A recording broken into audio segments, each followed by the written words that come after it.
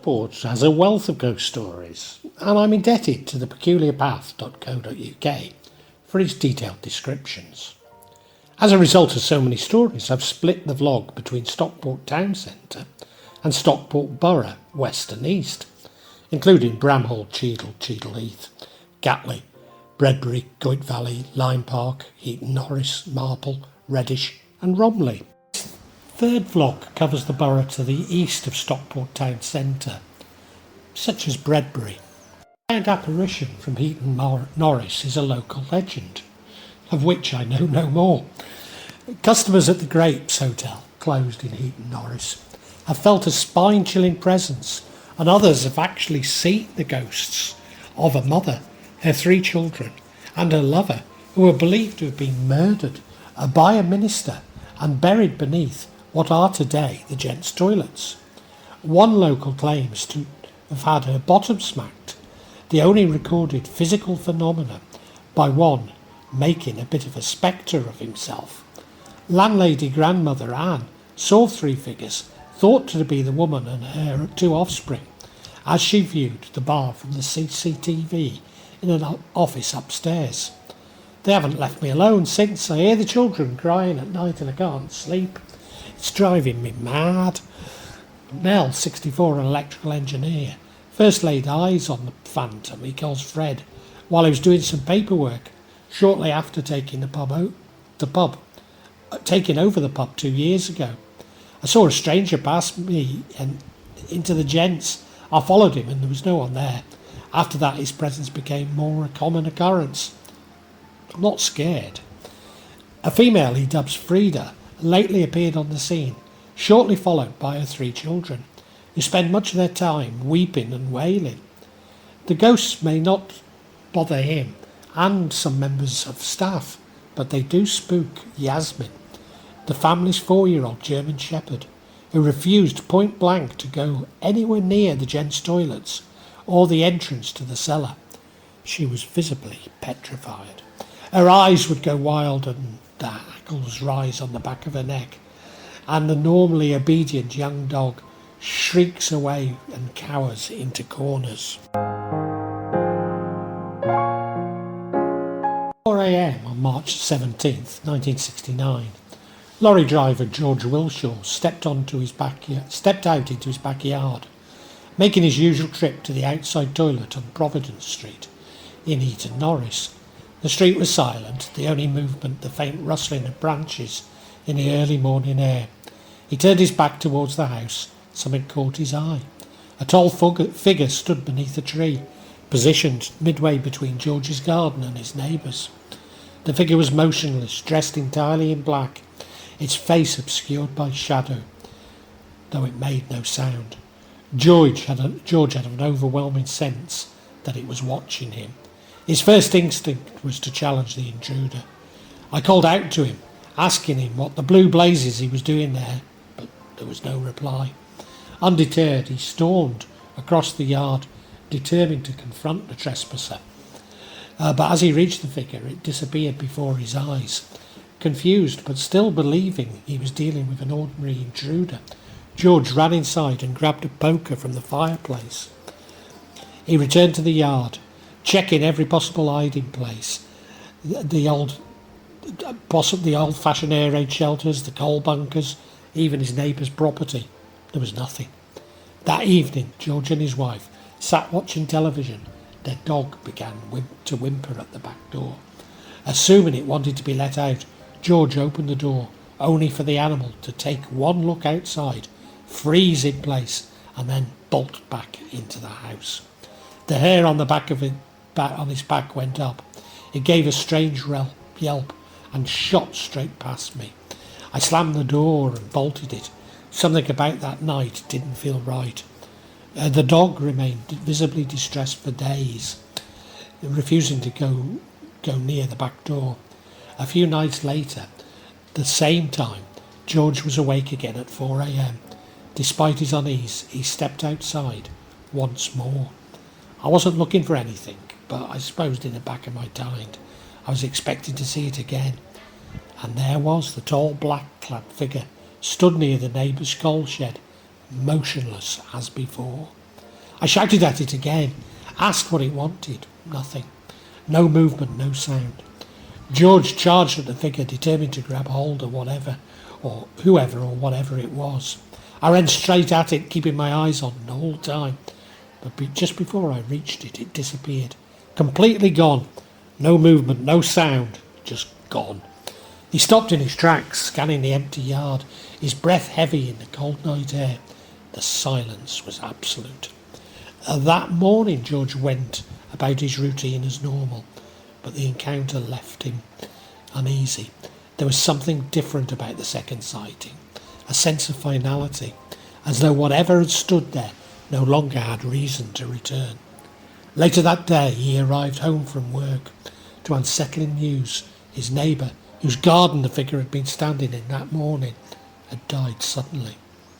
Despite his encounters, George was reluctant to link the figure's appearance to his neighbour's death. He was a rational man, not prone to superstition, and he insisted that he was neither drinking nor dreaming when he saw the figure in black. I know what I saw. I wasn't drunk. I wasn't imagining things. That thing was real. But what I don't understand is the size of it. The figure was at least half as big again as me. In my whole life I've never seen a human being so big. I must have been mad to make an attack on it. It's been suggested that what George saw was some kind of an omen, an entity tied to death itself, perhaps even the Grim Reaper. Others have wondered whether something darker might have lingered in the old street. In 1971, just 2 years later, Providence Street was demolished. The old houses, the walls steeped in history, were replaced with modern houses. If anything remains of what George saw on those early mornings in 1969, no new residents have come forward to say so.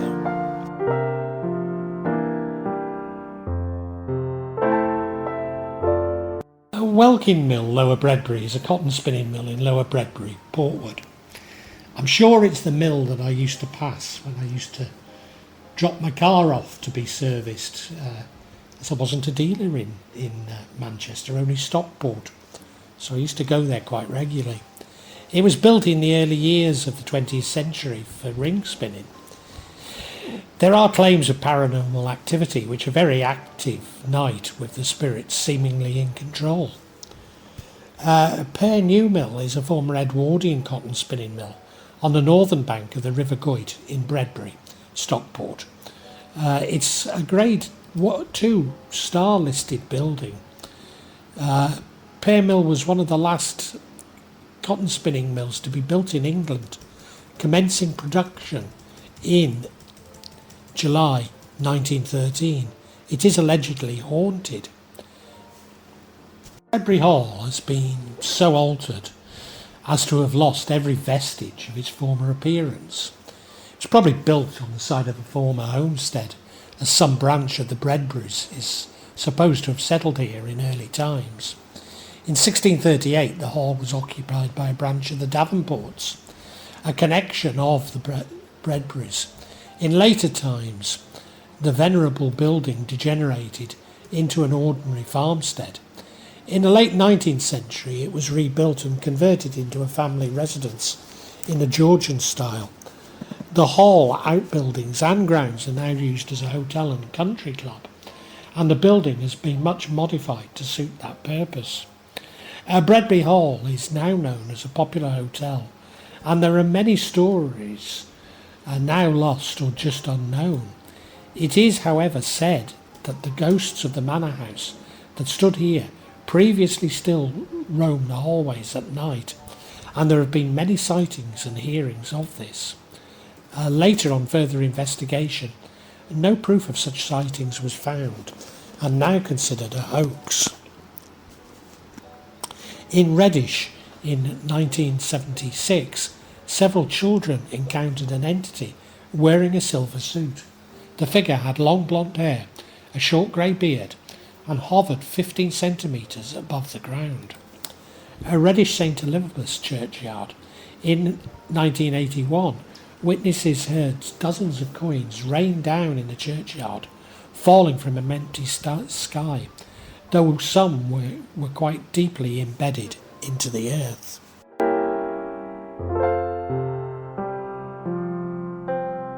Goyt Valley was once a prosperous and industrious community, and its shrine was a popular destination for people seeking a peaceful place to pray. Now the villages, factories and farms of the valley are long gone, and the monument seems somewhat isolated and forlorn amongst the pine trees. One visitor claimed that a ghostly visitor made a cameo in the background. The phantom only appeared for a few frames. I didn't even notice it until a couple of months after filming. Looking back at the night of the shoot, there was an oppressive and irrational atmosphere. The camera equipment kept playing up and the actors were jumpy. In short, we were all glad to leave and go home. My blood turned to ice the first time I became aware of the wraith-like extra. I'm still at a loss to explain its presence.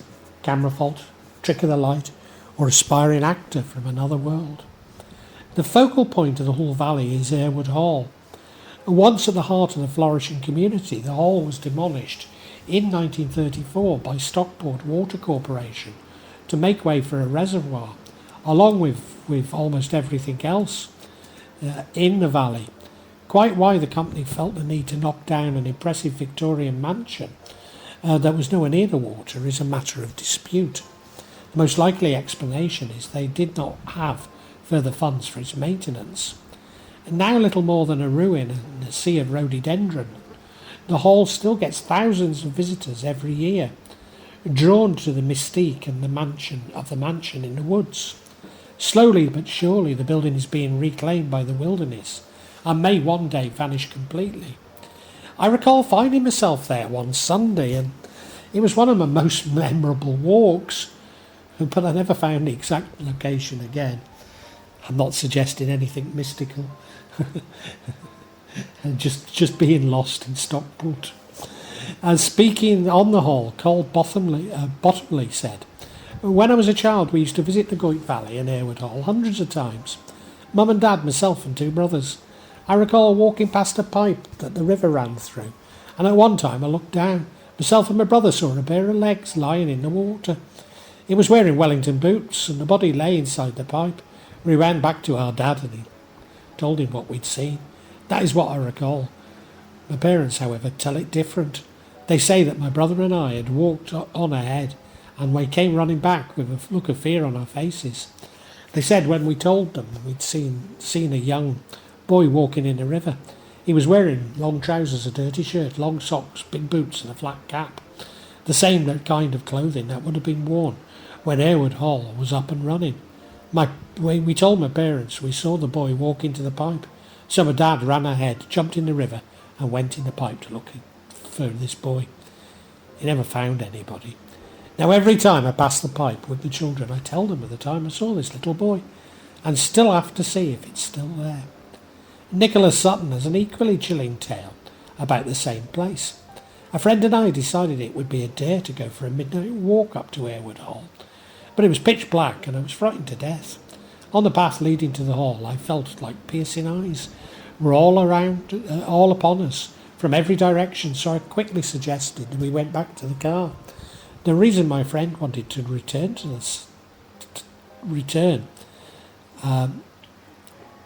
the site was because a few weeks prior to that, he and a pal went up the path and stopped in their tracks by an apparition of someone dressed as a butler. They fled and went back home.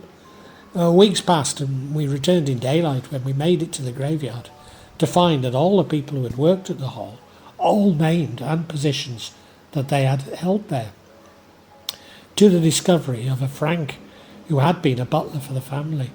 A very eerie feeling fell upon us."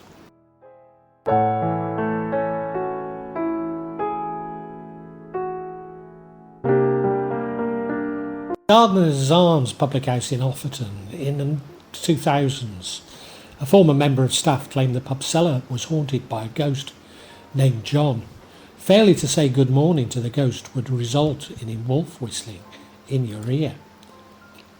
The phantom would also object if the cellar was rearranged and would move things around and turn taps on. Stockport Grammar School, a group photograph taken of the school in 1964, shows a figure in a hat standing at the rear of the group. at an angle otherwise impossible to be caught on film. Witnesses say that the convent house is haunted by footsteps coming from empty parts of the building.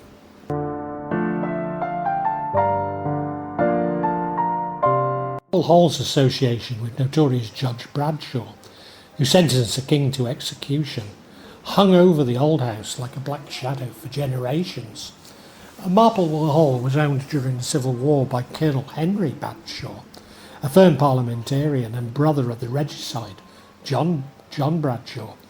The Bradshaws remained on the estate for generations, and the house retained many of the historical interests, including the bedstead, said to have belonged to the judge himself.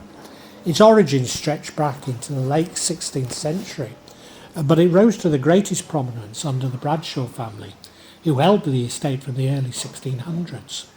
Constructed in typical Jacobean style, the hall stood near the River Goyt, overlooking rolling grounds that would eventually become part of modern-day Marple. Ultimately abandoned, it went to rack and ruin, with vandals stripping remnants, including a haunted painting. During the time of the English Civil War, a royalist officer, sometimes named as Colonel Sydenham, visited the hall while carrying secret dispatches for the king. The Bradshaws, being parliamentarians, were an unlikely choice of hosts, but the officer had a pre-existing friendship with the family, and one of the Bradshaw daughters was in love with him. The officer's mission was discovered either by the girl herself or by the colonel's wife. Either way, it was decided the dispatches must not reach the king. The means of stopping them took a fatal turn. A servant acting on orders to intervene either tampered with the saddle straps or, in some cases, intentionally led the officer into a deep stretch of the river. Whether by treachery or tragic accident, the result was the same. Horse and rider drowned beneath the Goyt. The daughter is said to have been watching from the hall, or playing his favourite tune on a lute, was driven mad with grief. In life she walked the riverside in sorrow. In death it is said she did to do the same. A figure far removed from the Bradshaw lineage, the ghost of Charles I himself. In life he never visited Marple Hall, yet some claim his headless apparition haunted the terrace, clad in shining armour and carrying a plumeted helmet under one arm. Perhaps it was a case of poetic justice, misplaced. The regicide judge never owned the house, but his brother did.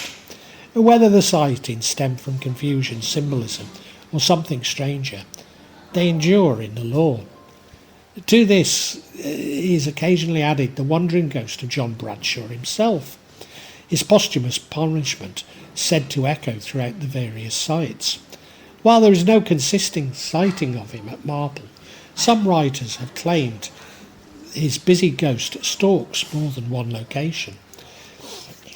Another ghostly figure associated with Marple Hall is that of the woman once known as Mrs. Brabbins, or more familiar, Moll of Brabbins.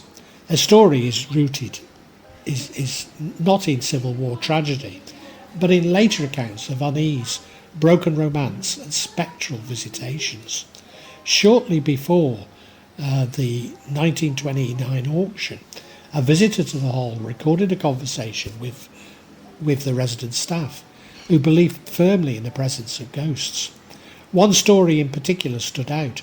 3 children were seated quietly in one of the rooms when a beautiful lady appeared and sat beside them. The servants told them this was the ghost of Mrs. Brabbins, still seen from time to time, ever searching for a lost ring. Mr. E. Davis of Stockport spent the night at the hall with 4 friends. Just before midnight they were reported seeing a faint light appear in the doorway, an illuminated mist that formed in the head and shoulders of a woman. When they turned on the electric light, the figure grew clearly and eventually passed behind the portrait of a stern-faced woman holding a dog. The painting was said to depict Mrs. Brabbins herself, and legend warned of misfortune for anyone who dare remove it. One woman said that she'd been watched by a figure from the old ruined porch when she was taken past as a little girl in the 1950s. She knew nothing of the story at the time, and the parents could see no one, but she later learned that the hall was haunted by a ghost lady who hates infants. Other stories include phantom cavaliers fighting duels to distract maidens running up and down the riverbank shrieking, and a headless knight in armour marching.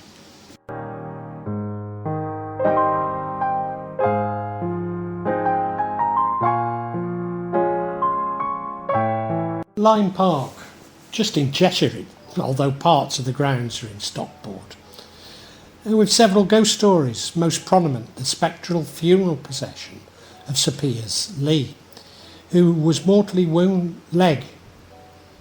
I think I established it's pronounced leg.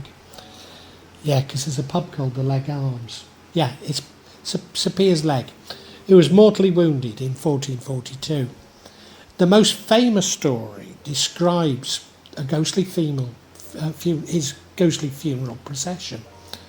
He fought in the Battle of Agincourt in 1415 and died in 1422. The procession is said to march solemnly across the grounds towards the house, with his weeping mistress Blanche following at the end. Blanche is said to have died of grief after his death, and his spirit is believed to haunt the grounds. She is also associated with a nearby meadow called Lady's Grave. Another reported apparition is the White Lady, which could be Blanche. A specific room in the house is known as the Haunted Room. A secret chamber within it once contained a skeleton. Guests have reported seeing phantom children playing and other phenomena like sudden temperature drops, and the smell of oranges have been noted. The cage, a historic monument in the park, has its own legends of hauntings, due to its former use as a lock-up for poachers.